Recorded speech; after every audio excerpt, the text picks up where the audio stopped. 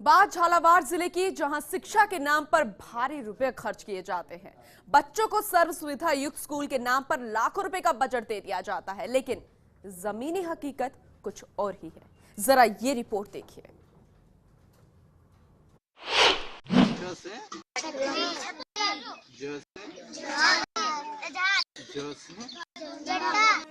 खुले खेत में बैठकर पढ़ते ये गांव के बच्चे और उनको इत्मीनान से पढ़ाते उनके टीचर।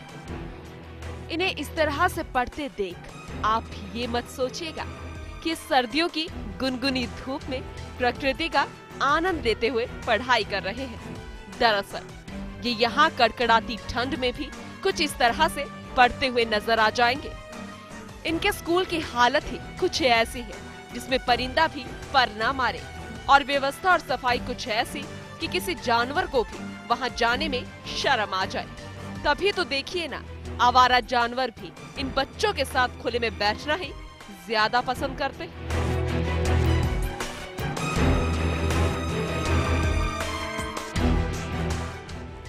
वही प्रधानमंत्री के सफाई अभियान की धज्जियां यहाँ उड़ती हुई साफ नजर आ रही है। जरा स्कूल की इस दीवार पर गौर फरमाइएगा। यहाँ बड़े बड़े अक्षरों में तो लिखा है कि सफाई का फूल खिलाएं, आओ निर्मल ग्राम बनाएं। लेकिन अब जरा इसके नीचे और आसपास की तस्वीरें सारी हकीकत बयां करने के लिए काफी है।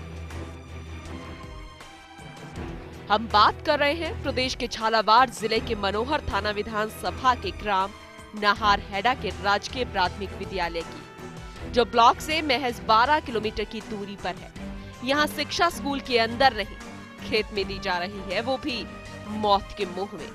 जरा देखिए कि बच्चे अपनी शिक्षा के लिए खेत में कैसे व्यवस्था करते हैं। कुर्सियों से लेकर ब्लैक बोर्ड तक, जबकि उससे महज कुछ कदम दूरी पर ही खुला कुआं है और उसमें लगी मोटर के तार भी वहीं लटके हैं। विषैले जीव जंतुओं का डर तो हमेशा ही बना रहता है। यहाँ तक पोषाहार के लिए बर्तन भी बच्चों को घर से लाने पड़ते हैं, क्योंकि इनके पास बर्तन भी नहीं है, और जो नहीं ला पाते वो कागजों में ही खाना खाने को मजबूर है। ये स्थिति अभी से नहीं, पिछले 10 सालों से है। यहाँ 3 अध्यापक हैं, छात्रों की संख्या भी पर्याप्त है, लेकिन नहीं है तो शिक्षा का मंदिर।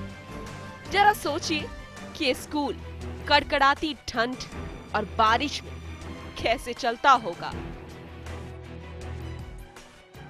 गांव नाहारहेड़ा का स्कूल क्षतिग्रस्त है, बिल्कुल तरह से। ये स्कूल 10 साल से करीबन पूरा क्षतिग्रस्त है। इसमें बच्चे को बिठाने योग्य जगह नहीं है। हमारा अनुरोध है सरकार से कि वो इन बिल्डिंग को कहीं भी व्यवस्था कर बनवावे। नाहारहेड़ा को बिल्डिंग खराब पड़ी हुई है और खेत में के बग मतलब स्कूल लग रही है, चबूतरा पर बेडवा व्यवस्था कहीं भी नहीं बन रही है। खेत में पढ़ा रहा है। मेरी पोस्टिंग 13 सितंबर 2012 से हुई। मुझे तकरीबन 3 साल के आसपास यहाँ हुआ, तब से यही व्यवस्था है। इससे पहले भी इधर उधर बैठाते थे टीचर। अभी एडमिशन का पद मेरे पास है। यहाँ पे स्कूल नहीं है, बच्चों को बैठाने की बड़ी समस्या है, और हम कहाँ बैठा है यहाँ के अलावा। पिछले 10 सालों से कुछ यही हालात है। अब ये अध्यापक की मजबूरी है या फिर बच्चों की, दोनों ही पढ़ने और पढ़ाने को मजबूर है। इन बच्चों को पढ़ना है, फिर स्कूल हो या फिर खेत, शिक्षा तो लेनी ही है। मजबूरी जो है, वही इस प्रशासनिक सिस्टम की नाकामी जो ये मासूम बच्चे नहीं समझ सकते। ऐसा नहीं है कि यहाँ की जानकारी किसी को नहीं है, लेकिन इन बच्चों, और वो भी ग्रामीण तबके के, तो कौन ध्यान दे। जो है जैसा है, बस चल रहा है। आंकड़ों में तो स्कूल चल रहा है, और बस इतना ही सरकारी तंत्र के लिए जरूरी है। भी रोज पढ़ा बाबा, रोज पढ़ा, स्कूल नहीं है, खेत में पढ़ावा स्कूल की बिल्डिंग टूट वाले में चबूतरा पे पढ़ा।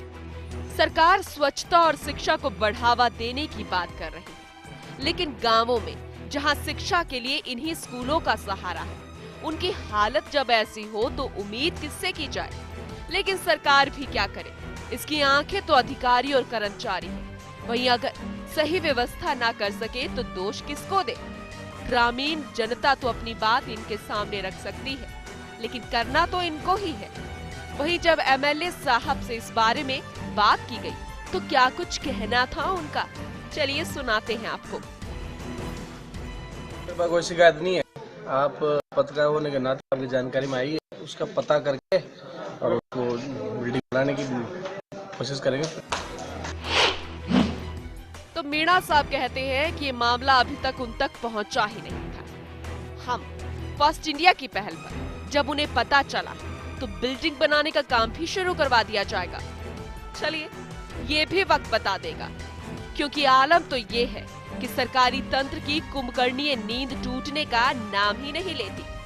कुंभकर्ण तो साल में 2 बार जग जाता था, किंतु प्रशासन है कि पिछले 10 सालों से जगा ही नहीं। कहावत है ना कि सोते हुए को जगाया जा सकता है, लेकिन जो सोने का नाटक कर रहा है तो उसे जगाया भी जाए तो कैसे? फर्स्ट इंडिया के लिए मनोहर थाना से संदीप की रिपोर्ट।